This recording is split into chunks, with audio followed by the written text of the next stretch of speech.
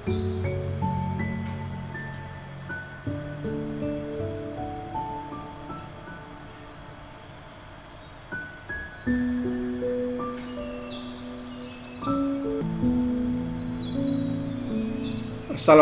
warahmatullahi wabarakatuh.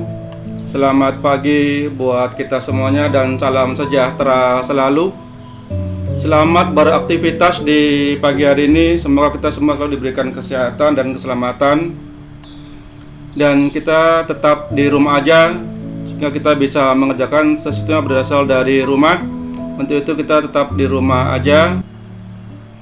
Mentari pagi terbit dari timur, bergegaslah untuk bangun dari tidur, dan jangan lupa untuk kita tetap selalu bersyukur. Bersyukur di saat semua terasa mudah karena kita sedang banyak uang dan harta, itu sesuatu yang sangat biasa. Tapi bersyukur di saat semua terasa susah, itu baru luar biasa. Selamat bertemu kembali dalam mata kuliah manajemen proses di sistem operasi untuk sesi yang kedua di pagi hari ini. Kita sudah memasuki pertemuan yang ke-12, di mana materi sistem operasi pada pagi hari ini adalah mengenai operasi dan penghentian proses. Tujuan dari materi ini adalah setiap mahasiswa nantinya dapat memberikan penjelasan mengenai operasi-operasi yang akan dilakukan pada sistem operasi, dan sekaligus bisa memberikan penjelasan serta contoh mengenai beberapa penghentian kepada setiap proses, kenapa itu harus dilakukan. Materi ini merupakan materi lanjutan dari minggu yang lalu, di mana minggu yang lalu kita membahas mengenai diagram status proses dan PCB atau proses control block. Secara umum, lanjutannya adalah sistem operasi atau SO memerlukan banyak informasi mengenai proses guna pengelolaan proses dan informasi. Nah, untuk itu beberapa informasi yang diperlukan di saat proses pengelolaan berjalan, maka ini didapatkan dari pada PCB atau proses control block. Karena pada PCB akan menggambarkan lebih jelas beberapa informasi yang berkaitan dengan pengelolaan yang terjadi pada proses sistem informasi. Nah, ini adalah gambaran dari PCB, di mana di PCB memberikan penjelasan mengenai adanya pointer, status proses, jumlah proses, program counter, register, memory limit, dan list of open file.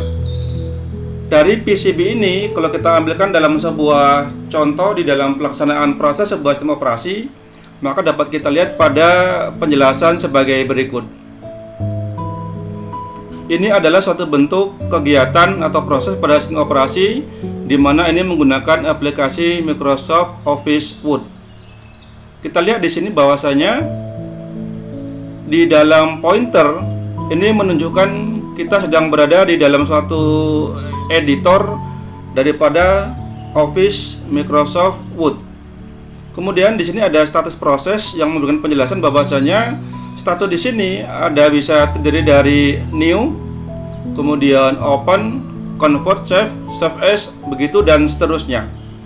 Nah, maka dari gambaran informasi yang ada di sini, kita bisa melihat di sini ada bergaris merah, ada bergaris atau salingkari dengan hitam, kemudian hijau, biru, kemudian ungu, dan ada yang salingkari dengan menggunakan yang berwarna kuning.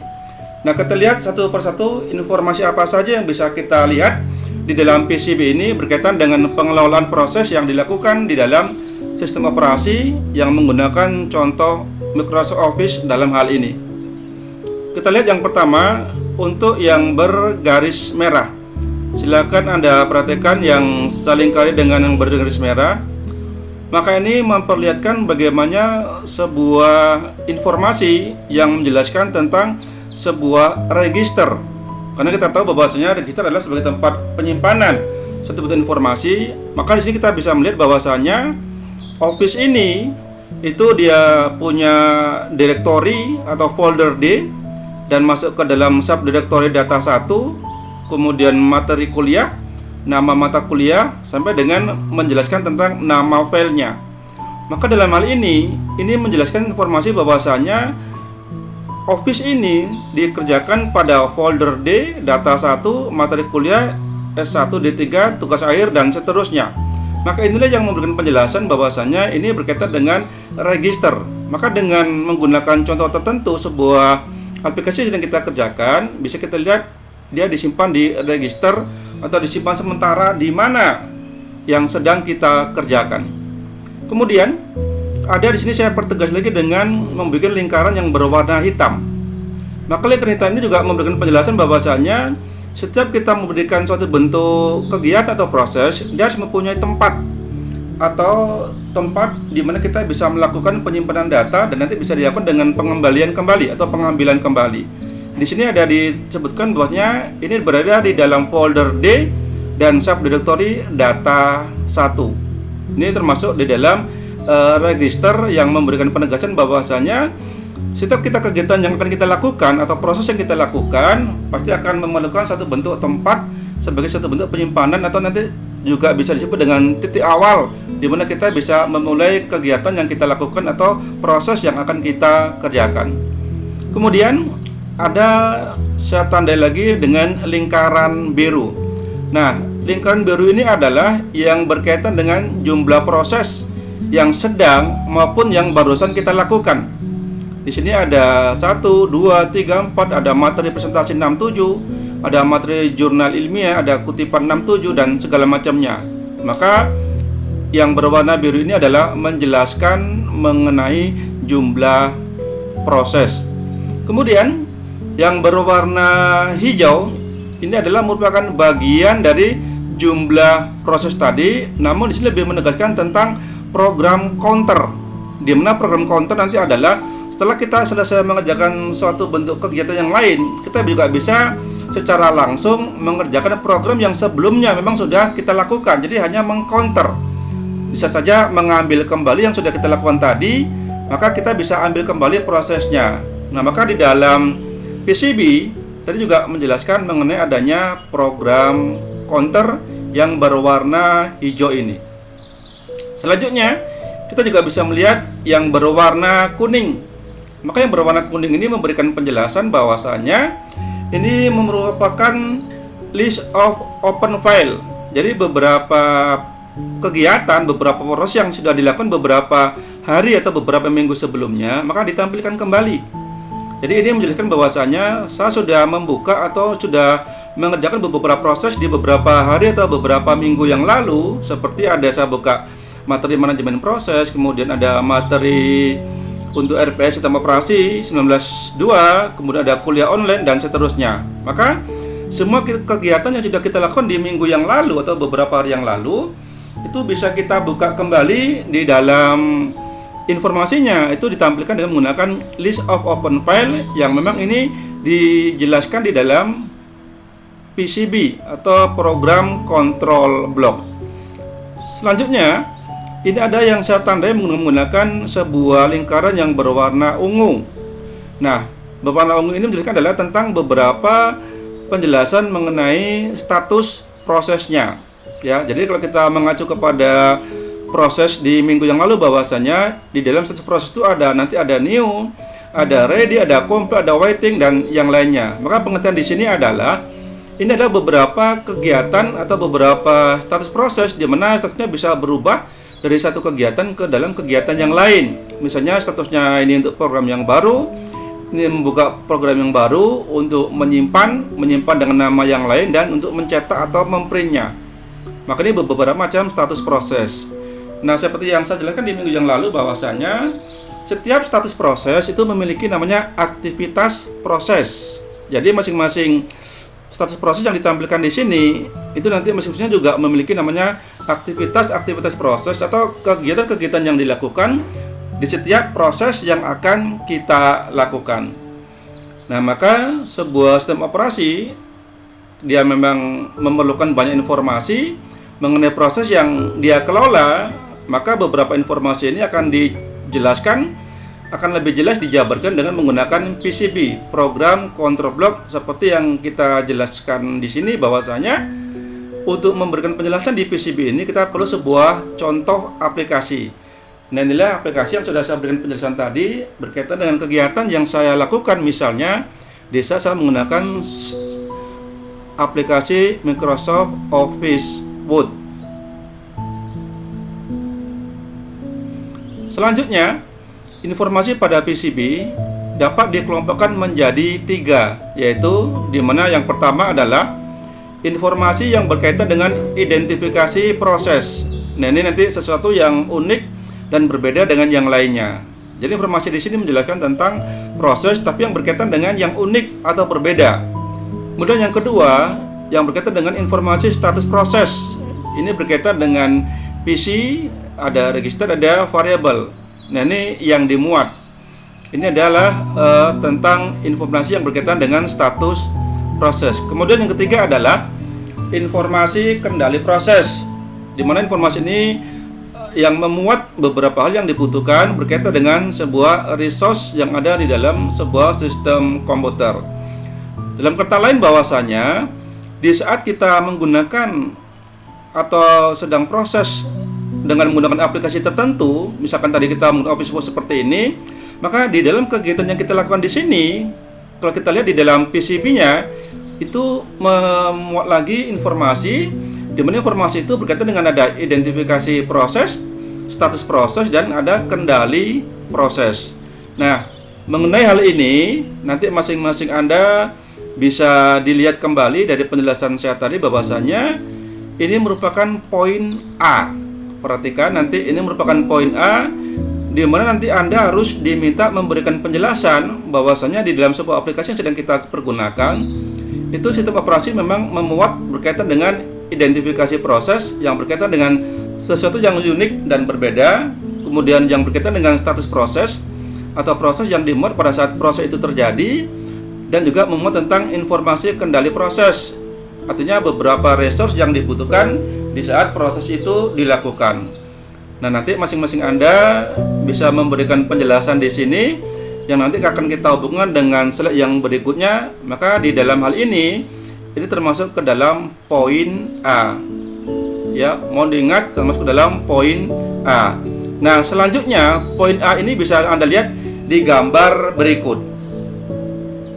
Berkaitan dengan poin A tadi, maka nanti di dalam penjelasan gambar sebuah kegiatan proses ini Anda diminta untuk memberikan penjelasan mana yang termasuk ke dalam kategori identifikasi proses atau mana yang termasuk nanti ke dalam informasi identifikasi proses, kemudian mana yang termasuk ke dalam informasi status proses, dan mana yang termasuk ke dalam informasi kendali proses. Jadi untuk menjawab pertanyaan dari poin A ini, silakan nanti Anda perhatikan gambaran yang ada di dalam slide ini. Sekali lagi saya ulangi bahwasanya di dalam informasi sistem operasi yang ada tadi bahwasanya itu bisa diperjelaskan dengan menggunakan PCB, dan dalam PCB tadi terbagi menjadi 3. Maka dalam tampilan ini nanti Anda diminta untuk menyebutkan mana yang termasuk ke dalam informasi identifikasi proses, mana yang termasuk ke dalam informasi status proses, dan mana yang termasuk ke dalam informasi kendali proses. Dan semua ini termasuk dalam poin A. Selanjutnya kita masuk pada operasi-operasi pada proses yang bisa dilakukan oleh sistem operasi. Hal ini maksudnya adalah di dalam sistem operasi berkaitan dengan aplikasi yang akan kita pergunakan nantinya, kita bisa melakukan beberapa operasi-operasi atau beberapa kegiatan-kegiatan yang tentunya di mana masing-masing kegiatan tadi berisi beberapa informasi. Nah, dalam hal ini kita akan bahas lebih jauh mengenai beberapa operasi-operasi yang bisa dilakukan pada sistem operasi, khususnya berkaitan dengan operasi-operasi proses. Yang pertama yang bisa kita lakukan di dalam sistem operasi berkaitan dengan operasi-operasi pada proses adalah pertama tentang penciptaan proses. Yang kedua mengenai penghancuran atau terminasi proses. Yang ketiga, penundaan proses. Yang keempat, pelanjutan kembali proses. Yang kelima, pengubahan prioritas proses. Yang keenam, memblok proses. Yang ketujuh, membangunkan proses. Yang kedelapan, menjadwalkan proses. Dan yang kesembilan adalah memungkinkan proses untuk dapat berkomunikasi dengan proses yang lain. Nanti juga Anda bisa lihat bahwasanya di dalam materi ini bisa Anda juga nanti mengunjungi website yang tertulis di bawah ini. Nanti Anda bisa lebih jelas bagaimana mengenai penciptaan proses, penghancuran, sampai nanti menjadwalkan proses. Bisa nanti lebih jelas dilihat di dalam alamat address yang saya cantumkan di bawah ini, dan Anda bisa lihat nanti, atau bisa Anda download di dalam internet. Kita lihat pertama mengenai penciptaan proses di dalam operasi-operasi pada sebuah proses berkaitan dengan sistem operasi. Penciptaan proses berarti adalah membuat sesuatu yang tadinya belum ada atau baru. Bagaimana kita bisa menciptakan proses? Tentu kita mulai dengan create proses. Create ini kita buat, kita tulis. Jadi kalau kita contohkan dalam situ bentuk aplikasi yang berkaitan dengan penciptaan proses, maka status prosesnya itu pasti selalu akan diawali dengan new, ready, kemudian kita laksanakan kegiatannya, kemudian complete, dan terminated. Nah, tentu kalau kita menciptakan sebuah proses, yang jelas adalah pertama tadi proses itu belum ada, kemudian diawali dengan status prosesnya adalah new, dan nanti sampai kita terakhirnya adalah memberikan sebuah nama file. Karena nama file adalah hasil akhir dari yang kita lakukan dari penciptaan sebuah proses yang tadinya belum punya nama, maka kita bisa memberikan dengan sebuah nama.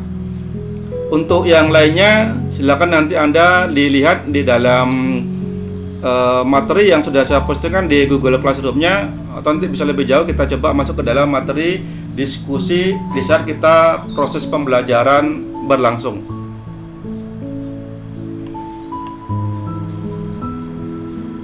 Kita lanjutkan dengan penghentian proses pada sistem operasi. Jadi dalam sebuah proses yang kita lakukan, tentunya nanti kita juga akan bisa berhenti secara normal.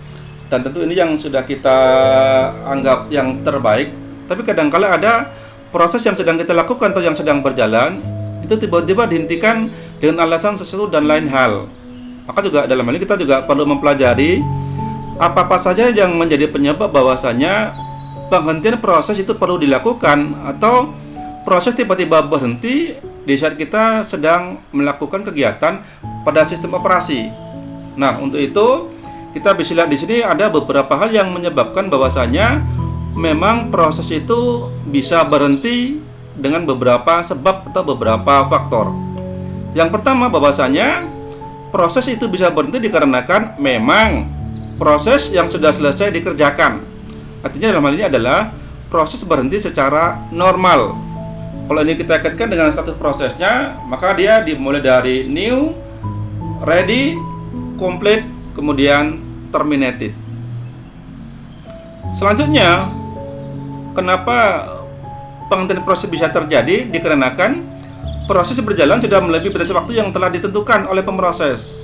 Jadi ini artinya batas waktu yang sudah kita berikan itu melebihi batasnya, sehingga proses mau nggak mau dia harus diberhentikan. Yang ketiga, memori tidak tersedia. Kemudian yang keempat, terjadi kesalahan karena pelanggaran proteksi. Maka juga proses harus dihentikan karena ini bisa berbahaya terhadap data atau file yang kita perlukan karena memang adanya terjadi pelanggaran di situ. Kemudian yang kelima, terjadi kegagalan I/O device yang juga menyebabkan proses bisa dihentikan. Yang keenam, terjadi kesalahan penggunaan data. Maka ini juga bisa menyebabkan proses itu diberhentikan. Yang ketujuh, jelas proses induknya berakhir, maka mau nggak mau proses yang sedang kita kerjakan di dalam sistem operasi, maka dia juga akan otomatis berhenti atau tidak dilanjutkan kegiatannya. Sehubungan dengan penghentian proses pada sistem operasi ini, maka ini termasuk ke dalam poin B.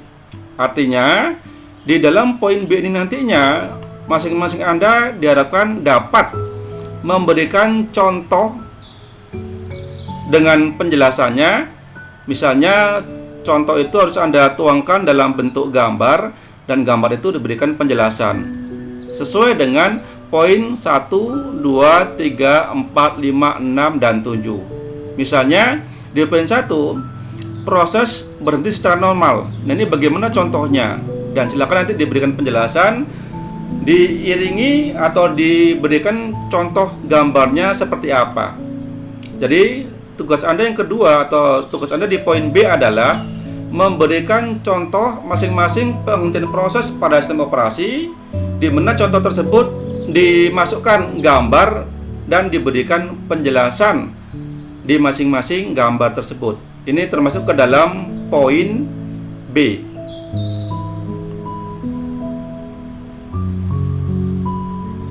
Nah, mohon diperhatikan, ini adalah tugas yang harus Anda lakukan nantinya. Semoga nanti tidak menjadi kesalahan lagi, di mana nanti Anda bisa mencermati dari apa yang sudah saya berikan penjelasan sebelumnya. Tugas Anda adalah jawaban dikirimkan via WA Group online. Sekali lagi, jawaban dikirimkan via WA Group online. Maka nanti ini kita kerjakan di saat kita melaksanakan proses belajar mengajar PBM secara online. Makanya termasuk di sini adalah tugas yang termasuk ke dalam kategori poin A. Jadi, jawaban dikirimkan via WA Group online ini hanya khusus untuk yang poin A. Nanti bisa cek lagi poin A tadi tugasnya seperti apa. Kemudian, untuk tugas poin B, ya, tugas poin B itu jawaban dikirimkan via Google Classroom. Ingat, tugas poin B jawaban dikirimkan via Google Classroom. Saya ulangi lagi bahwasanya, ya, jawaban dikirimkan via WA Group secara online nantinya pada kita proses pembelajaran, itu tugas untuk poin A. Jawaban dikirimkan via WA Group online di saat kita pembelajaran PBM nanti, itu ada tugas untuk poin A. Sementara untuk tugas poin B itu jawaban dikirimkan via Google Classroom.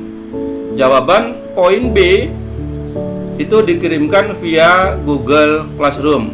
Demikian untuk tugas yang nanti harus Anda kirimkan di sesi pertemuan mata kuliah kita di pagi hari ini. Selanjutnya kita bisa melaksanakan diskusi seperti biasanya. Untuk itu masing-masing Anda silakan dipersiapkan beberapa pertanyaan terbaiknya. Jika nanti memungkinkan, kita akan melakukan diskusi secara online dan diberikan jawaban, dan masing-masing Anda bisa memberikan jawabannya dari beberapa pertanyaan, terutama di poin A tadi yang memang kita harus diskusikan pada pertemuan kita di pagi hari ini. Terima kasih untuk waktu yang sudah Anda berikan. Mudah-mudahan materi ini bisa menambah wawasan Anda berkaitan dengan sistem operasi, khususnya mengenai proses dan penghentian proses yang merupakan salah satu sub pokok bahasan dari sistem materi kita. Terima kasih sekali lagi. Mudah-mudahan dengan materi slide video ini bisa memberikan Anda pemahaman yang lebih baik, karena memang kita proses pembelajaran tidak dilakukan dengan menggunakan tatap muka secara langsung.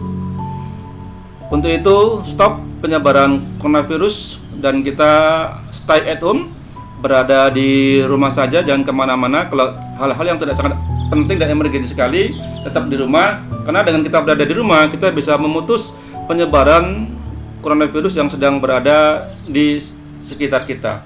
Demikian sekali lagi, terima kasih untuk semua perhatiannya, dan stay at home dan selalu jaga kebersihan kita masing-masing. Dan saya sudahi dengan wabillahi taufik wal hidayah. Wassalamualaikum warahmatullahi wabarakatuh.